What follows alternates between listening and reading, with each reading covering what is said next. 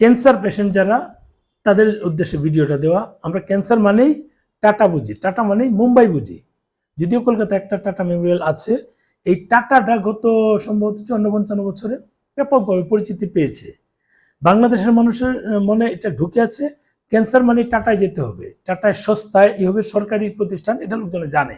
আমার সাথে কাছাকাছি কয়েকজন এসেছিল, সরকারি প্রতিষ্ঠান, খুব অল্প টাকায় টাটার ট্রিটমেন্ট হয়ে যায়, এটা সবার মাথায় ঢুকে আছে। যত রুগী আসে ওখানে, যেমন সিএমসিতে মানুষ, ভেলোর সিএমসি, ওখানে ডেট পায় না, ওদের মানে অ্যাপয়েন্টমেন্ট পাইতে লেট হয়, আইস পাইতে লেট হয়, তারপর সিএমসি। অথচ আমার এক মানে ছোট ভাই, ও সিএমসির উদ্দেশ্যে গিয়ে তারপর অ্যাপোলো থেকে তার অপারেশন করে আসে।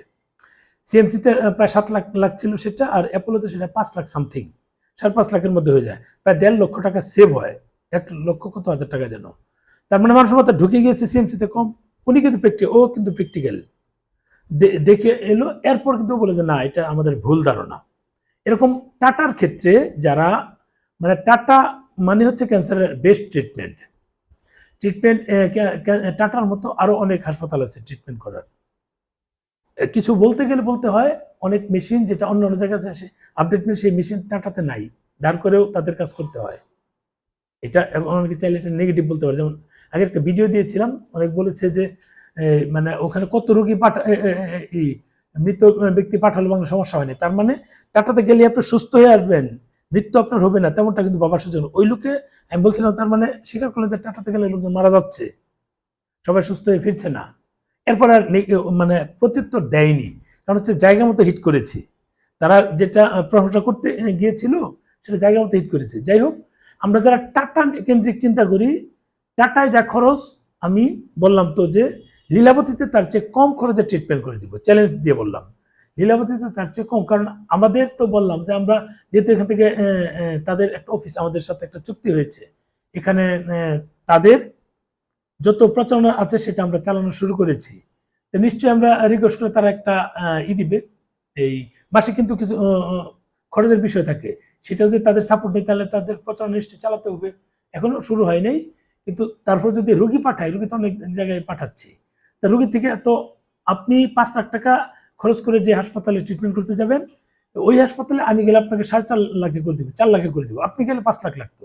তার মানে এটা কি আপনার জন্য সুবিধা না? আমরা যদি 10% আপনাকে 5% লেস করে দিব, বা আমরা যদি 20% আপনাকে 10% লেস করে দেবো, সহজ হিসাব।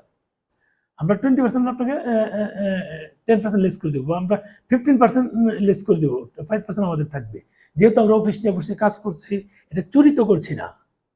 ডাক্তার মশাইরা টাকা ছাড়া কি ট্রিটমেন্ট করে কিনা? আপনারা তো ডাক্তারে গড হিসেবে দেখেন। ডাক্তাররা কি কখনো ফ্রি ট্রিটমেন্ট করে দেয়? আমরা যখন এই যে আমার ছেলের হাতের নিয়ে গেলাম, 1000 টাকা ভিজিট দিয়ে আসলাম, খুব ভালো ব্যবহার, খুব সার্ভিস, সবই ভালো, আলহামদুলিল্লাহ, আঙ্গুলো ভালো হয়েছে, কাজে লাগছে। কিন্তু সে কি ফ্রি করে দিয়েছে কিনা বলুন? সে তো একটা টাকার বিনিময়, একটা পারিশ্রমিকের বিনিময়, আমরা তো একটা টাকার বিনিময়ে কাজটা করতে, সেটাও কি দালালি নয়? একটা ওষুধ লিখে দিবে, ওষুধ খেলে ভালো হয়ে যাবে, কিন্তু সে মাঝখান থেকে কিছু টাকা নিয়ে নিচ্ছে, সেটা কি দালালি নয়? ডাক্তারদের যেটা ভিজিট নেয়, সহজ বাংলা কথা, সেটা যদি দালালি না হয় তাহলে আমাদেরটা কিভাবে দালালি হলো?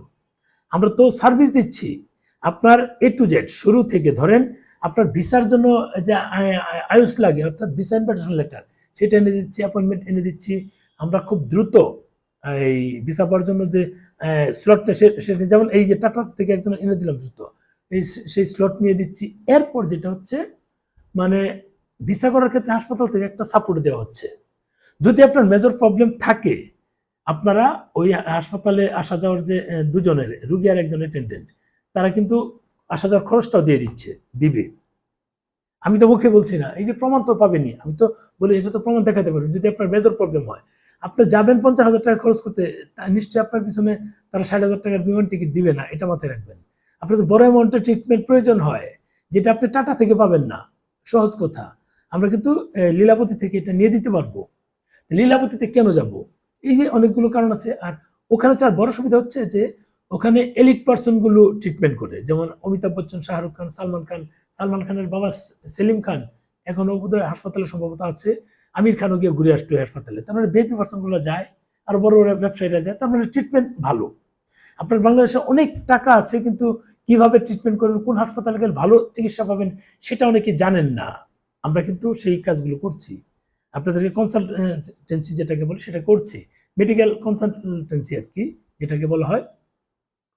এই মানে মেডিকেল ট্যুরিজমের উপর যে আমরা কাজ শুরু করেছি, শুধু কি এখানে বিজনেস, যারা কমেন্টস করে ওদের কাজই হচ্ছে কমেন্টস, কারণ কারা কমেন্টস করে ওদের আহার মারছি, নতুন করে ঢুকে যাওয়াতে কিছু রুগী আমাদের এখানে চলে আসবে, এই মানুষগুলি কমেন্টস করবে, দেখবেন যে এত কমিশন পাবে, এই পাবে সেই পাবে, এরা কোত্থেকে জানে, এরা জানে তো এদের আহার, কারণ আমরা দ্রুত আমি অল্প সময়ে একটা প্রচারণার মধ্যে এসেছি, দ্রুত প্রচারণা পাচ্ছি, এটা তাদের মানে হয় না, এটা তারা নিতে পারে না বলেই এই অবস্থা।